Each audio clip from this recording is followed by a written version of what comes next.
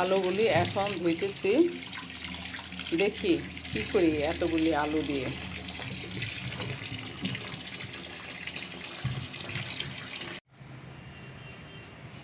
আলু ছিলা হইতেছে, এখানে ছিলা রয়েছে, এগুলো ছিলবো। এখানে সব কাটা হইতেছে।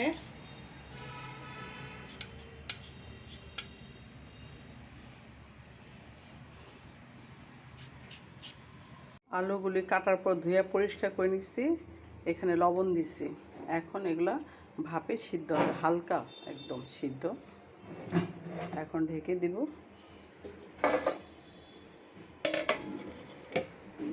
আলুগুলো সিদ্ধ হয়ে গেছে একদম। এখন একটা ঝাঁকার ভিতরে ঢেলে দিব, ঝরা হলে পানিগুলো ঝরে গেলে তারপরে ছাদে নিয়ে সুন্দর করে করে দিব।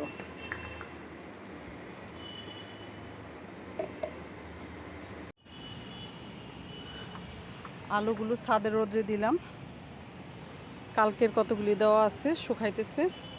একটু 2 দিন লাগে শুকানোর জন্য কড়া রোদ্রে। ছাদে শুকাইতে দিছিলাম, শুকান হয়ে গেছে চিপসগুলি।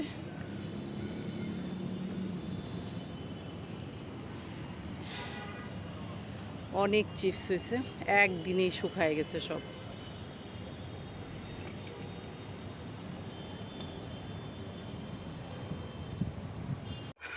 এখন ভাজা হয়ে গেছে, তুলে নিতেছি।